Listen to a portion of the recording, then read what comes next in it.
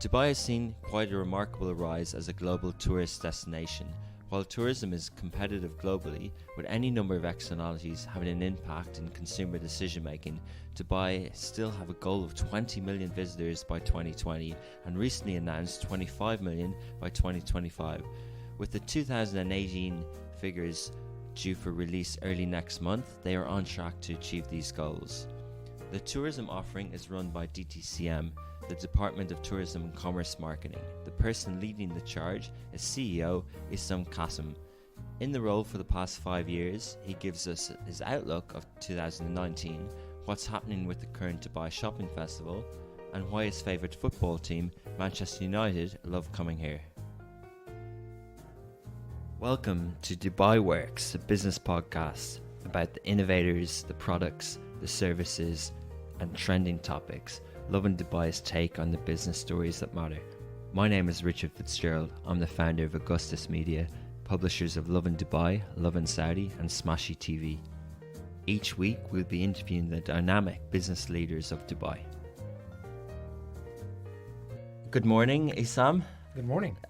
We're with Issam Qasim, the CEO of DTCM, Dubai Tourism and Marketing. It's really great to have you here today. It's great to be here. Thank you so much for giving us this chance to talk to you about what it is that we're doing at DTCM. Well, there's so much to go through and it's really fascinating. Obviously, Lovin Dubai it loves everything about Dubai, and so does Dubai Tourism. So it's great to have the CEO of that entity with us on Dubai Works today. I think for us, I've been following Lovin Dubai at least on a few channels. And it's great to see basically from a community's perspective. I mean, it's one thing about us as an organization that is here to promote Dubai, but to really hear the voice of the people who live and breathe within the city and have in many cases chosen Dubai to be home, to really express their emotions through these channels. So thank you. Well, thank you very much. So I think we'll kick off, it's a new year, start of the year, it's 2019. So what's it looking like? Are you excited about what's on offer in Dubai this year? I mean, to be very honest with you, it's always exciting, right? Yeah. There's always something new that's happening. There's always these great things that we're working on with great partners. What's amazing is that being with Dubai Tourism, we kind of are in the middle of the private and public sector. So we work along, both sides and bringing them along this amazing journey.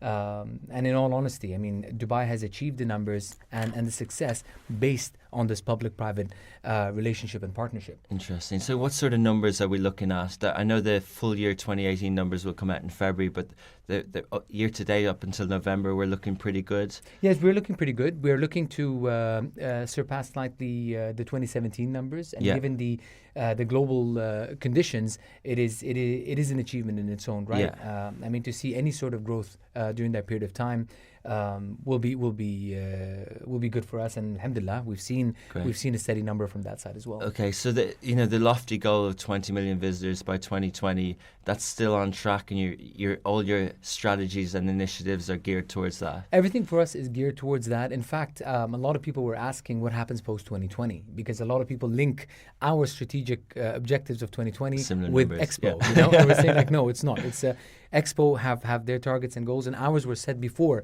us or Dubai winning the bid. So for us, we've also started and we've actually announced the 2025 objective, right? Yeah. Which is to reach, to make it easy, 25 by 2025. Okay. And we've said it could be anything between 23 to 25 million up until that time, because we know that there are a lot of socioeconomic or geopolitical factors that we cannot control that dictate travel patterns and trends. So it's very important for us to stay real to those aspects and make sure that we're doing whatever we can to diversify our market approach. So if you look at the key source markets, traditionally, when the strategy was announced that we used to attract tourists from, were maybe 6 or 7 big players. Last year, we had campaigns in about 50 odd countries at some point in time. Okay. We have several offices. You have 20 offices around the world or so, is it? Exactly, 20 offices around the world, exactly. Oh, wow, you're But I think what's interesting is, and this is what keeps it exciting, not every two markets are the same. Right? There isn't a one-size-fits-all approach. And that's what, keeps us going, because as you can see, I mean, you have the extreme opposite. So you have the Western population and what they use in terms of the trends within the digital sphere is totally different than what we use in Russia or in China. Okay. And again, understanding how they consume information and how they derive their decisions, you know, and it's how very, you very build a different brand as well. in those markets. And maybe sometimes, you know, we talk about kind of challenges and things that you can't control. In tourism, that's always a factor. Countries, there might be currency fluctuations, there might be climate, things that just have a bad season. Yes. But then there's trends that you can change. I remember many years ago seeing the excited audience in an Ellen show in the US when they won a trip to Dubai. It was like a fantasy land. And how can you tap into those excitements and kind of almost create markets that didn't exist before? Is that what you try and do? Absolutely. I think you've touched a very, very key point of how we try to work on things here. Over the past few years, we've not only done the usual campaigns, specifically focusing a lot on the tactical side of things as well, making it much easier for the end user or the traveler to actually be able to make a purchase and come to Dubai and visit Dubai. But at the same time, we've also built very, very strong relationships with channels across the world, big players such as CNN, BBC, Bloomberg, Euronews, and others that are still in the pipeline, as well as a lot of the key big publications, then also the niche ones that are very market specific. And what we do with them is, first of all, with the big players, we want to make sure that it is neutral, it is genuine. So we give them the opportunity to show them all of the things that are happening, exciting things that are happening in Dubai, and let them go have a deeper dive into what is it that they want to uncover and untap and really talk about Dubai from a very objective perspective. So that's very, very important from for media us. point of view, And at the same time, we have, for example, in Germany, there is a car tour, kind of a program, part of one of their popular TV stations, who came to Dubai, thinking they know exactly what they want to do. And they're like, no, we don't need any more time. 3 days is more than enough. We're going to do A, B, C, and that's it. And we're going back. But once they came to Dubai, we allowed them to have the program that they wanted. But very organized, very efficient. I love it. But then what we did was we have a Emirati with us who is fluent in German. His mom happens to be German. So he went in his dishdasha and engaged with them and stuff and was taking them around. And when they were having their break, he said he invited them back to his farm. He's like, why don't you guys come to the farm and see how things, you know, are done in a traditional way? So they're like, okay, fine. You know, we have a break, so let's go.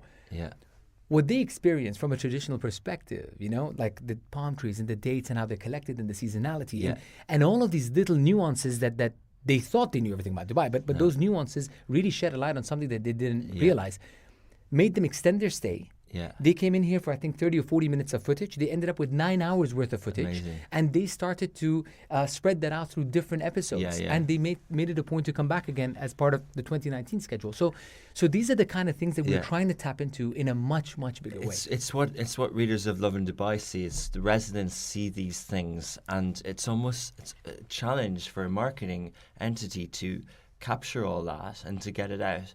I'd love to talk more about some of the tactical things that you did. You mentioned German car show, but you did something with the Grand Tour and Amazon Prime, and that was such a big stunt. How did that work? What we did was, again, we're always on the lookout for key things and programs that will give you that big bang. So you need to do, we try to work on multiple layers, right? So you've got, of course, the top end of the funnel, awareness, brand building, and then you also have the tactical, purely conversion led. And based on the market and where Dubai lies within their bucket list, let's put it that way. The tactics and the plans change. So when it comes to the markets like US and Amazon Prime being something big, and they had made a huge announcement that they're going to be investing a lot in their programming, and we knew that the cast from, let's say, Top Gear were already now moving to Amazon Prime. So you had a win-win situation. So we presented Dubai and showcased Dubai to them in a sense that, look, guys, this is too good an opportunity for you to miss. So flipped it around, and they loved the idea. You know what I mean? And there's something. And you closed some of Sheikh Zayed Road. You put Jeremy Clarkson's face on the Burj Khalifa. Exactly, but which will do good for his ego. That's the thing. And this is why I was telling you that the combination and collaboration between the private and public sector is key. So to do something like that, you need everyone everyone to be on the same side. Yeah. So what we do with the strategy is it's not a Dubai tourism strategy, it's a Dubai strategy. So when our strategy is approved, we ensure that from the Director General all the way through to every single one of us, we meet with them on a regular basis, update them what's going on, why it's beneficial for the city, who's going to benefit most from it. And what people then start realizing is, as Dubai Tourism, there is nothing commercially that comes back to us. Yeah. Everybody else can benefit a lot more from it than Dubai Tourism can. Dubai Tourism is a key cog in the kind of economic growth and stimulus of... Easiest way to explain it, we always say that if Dubai is a product, right, we are the marketing department of that product. Yeah, exactly. And it's interesting because, you know, some people who wouldn't have known the region, and maybe I'm being, maybe I'm being general here, but people mightn't have known that Dubai was a city and a country, and sometimes you hear these funny mistakes. Yes. But in some ways, in tourism, it acts like a country in terms of the departments. You know, it's the tourism entity here is so prominent in the activity that you do, more so than, say, a UAE tourism board. And that's the opposite in many countries. The city tourism entity, from a marketing point of view, would very rarely be bigger than the country tourism. I come from Ireland, and Discover Ireland is what's the international brand. Yes. And then in Ireland we have Fall to Ireland, which is the local one. Yeah. So to try and understand what you do is almost you're doing Discover Ireland, but also Fall to Ireland, and you're doing it for a city. I think you're absolutely right. The way that we've set up within the UAE, which is quite interesting, and it's really, really working really good for us, is that with every department of tourism for every single emirate, we're kind of competing with one another. So everyone is really putting their best work and their best effort forward. And what it does is collectively, when someone comes to Dubai, I mean, let's be honest here, drive from Abu Dhabi to Dubai to Sharjah and so on. Some people commute daily to go to work and back in other countries. So once you have a product across every single emirate that's unique and that's different and it really is quality, people will go to all the other emirates and benefit I think as well. The residents are spoiled because they've got 5 or 6 or 7 tourism boards local competing for their exactly. staycations, which is great. And at the same time, what you mentioned earlier, channels like Love in Dubai, for example, is so important because the resident population here are much, much better aware of every single thing. So collectively, of every single thing that's happening in Dubai, whether it's a small event, very niche, or it's a restaurant that's like a hidden gem somewhere. They uncover these things. They untap these things. And what we're trying to do is we're trying to then work with all these international broadcasters and these top 10 lists and so on to really highlight these things about Dubai. Because historically, if I look 10 years, 12 years, or 15 years back, when I had visitors visiting me for the first time and they've never come to Dubai before, I would always take them to downtown. I'd take them to JBR. I'd take them to all these new developments, right? And I was so excited about it because it's new. And they would love it. But when they'd go back, they'd be like, you know what? I love Dubai, but there was something missing. I'm like, what was missing? They're like, it doesn't have a soul. And I used to get so irritated. I'm like, what do you mean? And then I realized, in time that, hold on a second, I'm showing them beautiful architecture, great infrastructure, but they're right. I never took them to Bar Dubai. I never took them to Al Fahidi district. I never took them to the Gold Souk and so on. Once I started taking those same people there, all of a sudden, that Dubai being a 2-3 day destination changed. Now they know I want to spend a week, 10 days, and it's barely enough because there's so many restaurants and coffee shops and cafes and shopping and experiences and different things that you really want to explore. The desert itself, I mean, it's not something you're going to do once and that's it, if you really want to do it well. So is that sort of, is that because Dubai has a lot to offer, is that part of a strategy to encourage a repeat number of visitors? Just touching on another point, you know, if you travel somewhere and there's a tourist attraction, it's almost like the whole area surrounding people are employed by that attraction. The taxi driver might know it. Whereas in Dubai, it feels like there's just so much on offer that the rest is catching up. So how do you kind of do everything at once? See, that you're actually good. You're steering me towards other points that I want to cover. Otherwise, I tend to forget those. Which is, we've launched something called the Dubai College for Tourism. And it was part of this strategy that was announced in 2013. And what we wanted to do was educate, first of all, train any touch point within the consumer journey or the tourist journey, on the basics of, for example, how to receive someone, how to talk to them, and how to relay information about Dubai. Whether it's from taxi drivers and RTA, actually, we're very, very supportive actually of this. And we did an initial pilot project with them with about 300 taxi drivers, training them as well. Because don't forget, their fleet is growing with the growth of Dubai and tourists in Dubai. Yeah. So we need to make sure that we're doing whatever we can to get the skill sets to the level that is reflective of Dubai. Yeah. At the same time, we also work with, we did different programs. One is called the Dubai Way, which anybody can sign up to. And it gives them the basics of how to be tour guides of Dubai. So again, giving a lot of the residents who are passionate about the city to actually enroll and enlist. And it's very affordable, very easy to do. It depends on you how much time you want to give to the program. And it's all online. Very, very simple. And then you become a certified tour guide. We also have a Dubai expert program because we know, as you mentioned, Dubai is evolving and there's so many new things happening at the same time. So what we've done is we've created this gamified approach. The guys at the college, they've created this gamification where you can actually enlist as many people as you want around the world who are technically your sales agents, right? All the different tour operators, all the different travel agencies and so on.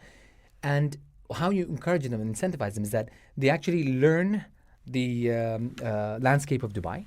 They learn what's on offer.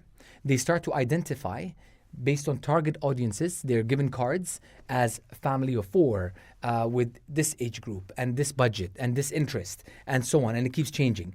And the better you know Dubai, the better you can serve them an experience that suits and fits their needs. And we can easily update this on a regular basis with everything new that's happening and plug more information.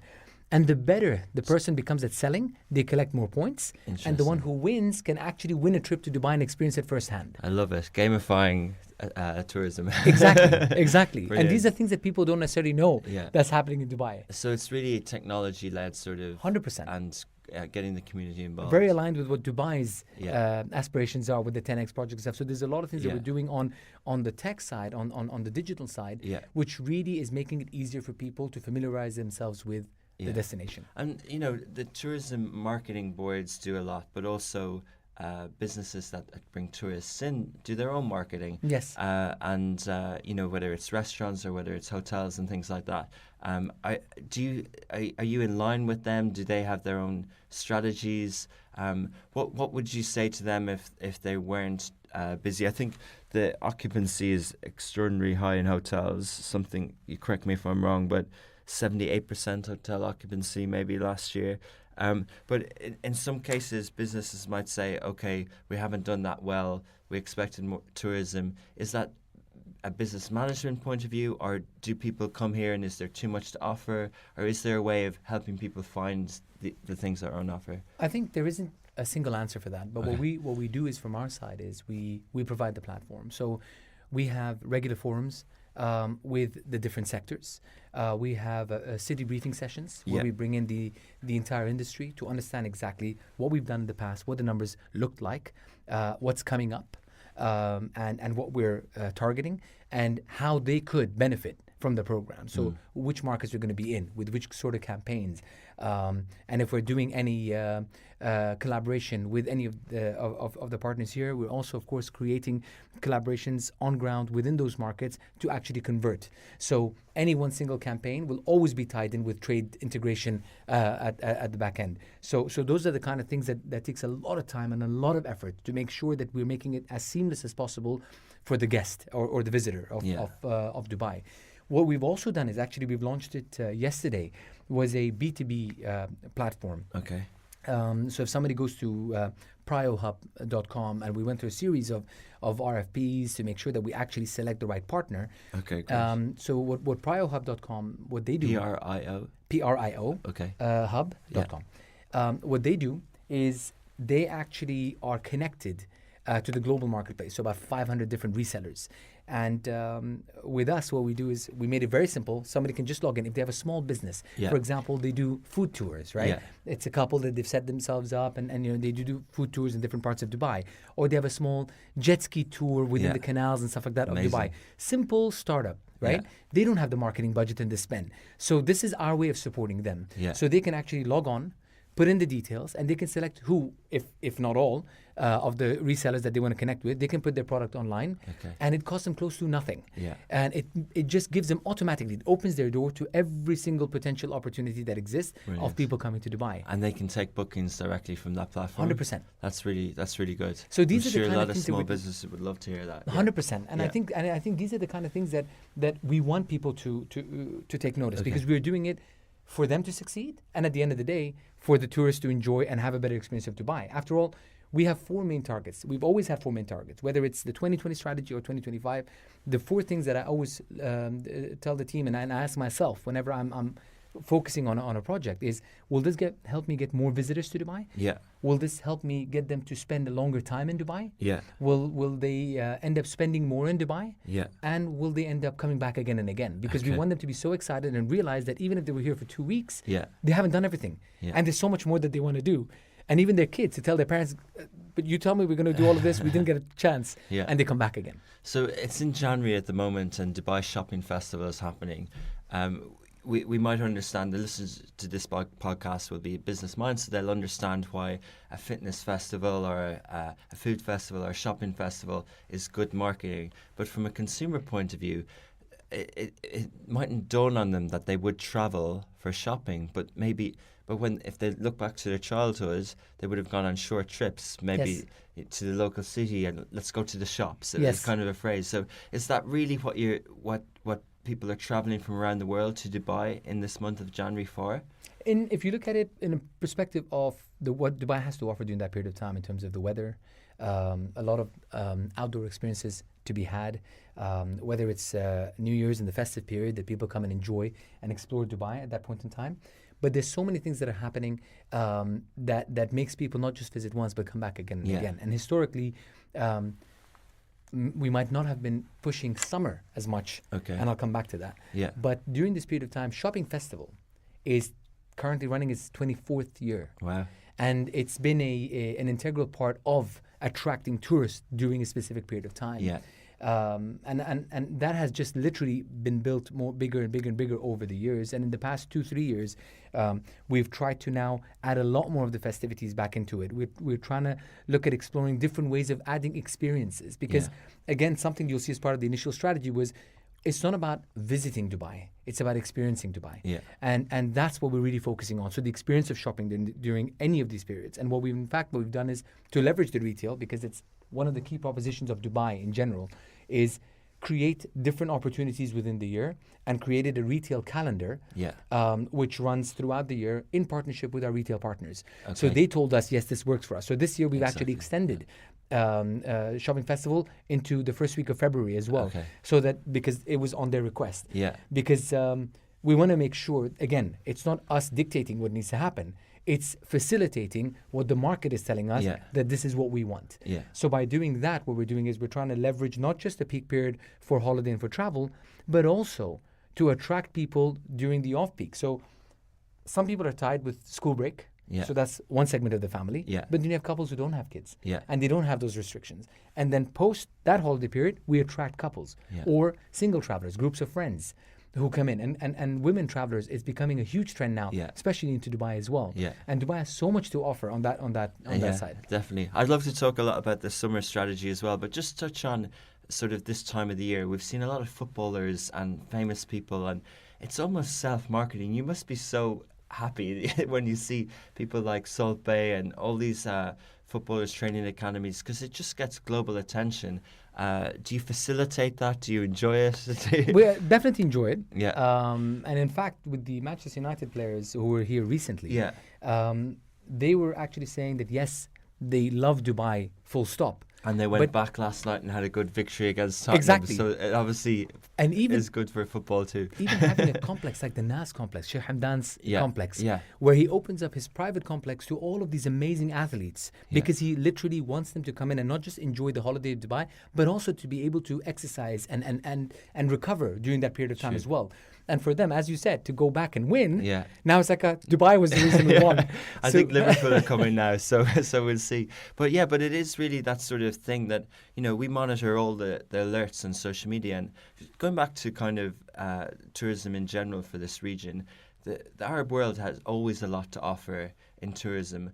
And Dubai has continued that. I think whenever I bring someone here, I always try and point out the hospitality. They say, oh, there's something about it, you feel safe. But it's actually the welcome you get.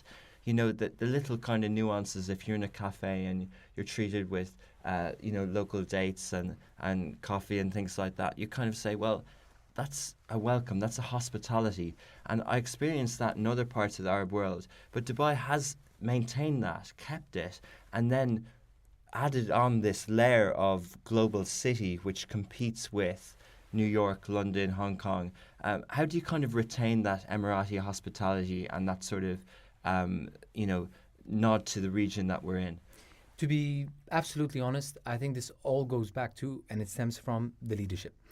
And no matter how much we talk about it, people don't realize literally how hands-on they actually are. So when we have things like strategy or workshops, when he has a business community workshop recently, bringing all the, like the businessmen to get together and to talk about the positives, the negatives, what could be done better, because these guys have a vested interest in Dubai, and they too have chosen Dubai to be home, and they bought into the Dubai statement and Dubai's message.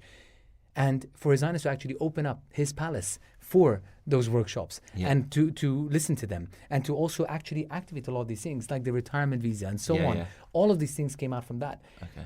That is something that of course, if you have a leadership that's so involved and so engaged, it raises the bar to a certain level where everyone has to also make sure that they're continuously delivering on that.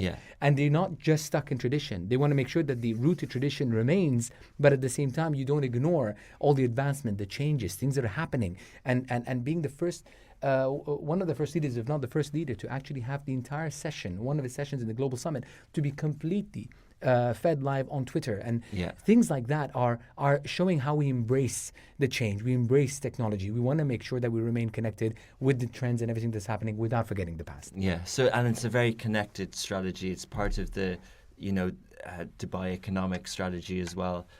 So I guess that's how it's not siloed, as you're saying, in terms of communication, and then that sort of leadership passes down, and it's how the tourism entity, you mentioned the Dubai Way, sort of. Yes. It all kind of, it's similar. There's patterns there. 100%. And again, the people who have, again, chosen Dubai to be home are already married to that. And they already have that nature and that part of the culture as well. Yeah. And that integration of having these 200 different nationalities that chose Dubai to be home, and they make up about 80%, if not more, of the resident population, that influence, that change is a reflection of the culture of Dubai as well. Yeah, interesting. So what are the exciting things that tourists will have to look forward to in Dubai? We have the Asian Cup on at the moment this year. What else is coming up? What are people looking out for? What are the attractions? And what are you excited about? I think there's a lot of things that have come up recently, which still have a lot of potential in terms of its growth. So you look at Dubai Parks and Resorts, and what they have to offer, the different shows that they put on, let alone the different rides, and catering to such a wide age group as well. Same thing with IMG, Worlds of Adventure. You have civic features like Dubai Frame, for example, where a lot of people are actually going and loving the experience of seeing almost like the new and the old parts of Dubai within that one fixture, right? So there's so many different things that are happening. Look at Blue Water Island that's coming up as well with the Dubai Eye or Eye of Dubai. Ain Dubai, and I think those are again things that will not only bring Dubai people to Dubai, but bring them back again and again, because again, there's certain things, and you'll see in terms of repeat visitation, Dubai ranks amongst the highest in the world. Okay. So that is something that we're very proud of, and we want to make sure that we push that even more. But then if you look at other things that we focused on towards the end of last year, and we've kind of brought that in over the past year or so, which is the Al Marmoom district within Dubai, and also Hatta within Dubai. And Miras have done amazing, beautiful developments over there now, with a completely different, almost like a caravan set up on different mountaintops, and people can actually go and explore it in a rustic fashion, as opposed to the ultra luxury, which people seem to always associate with Dubai, not realizing that there are these kind of experiences that exist that you can really go out and enjoy. And people are even traveling on budget, or they're budget conscious. There's so much to actually do in Dubai, and enjoy the mountain biking, the trekking, the hiking, and within those areas as well. Okay, amazing. Well, I almost want to take a holiday now. That's the point. So we could talk for hours. It's really interesting. I'd love to have you back again as the year goes on to see how things are coming. I'd love to be back. Thank you so much. Amazing. Thanks a lot for your time. Thank you. Thanks very much. Thanks. Thank you.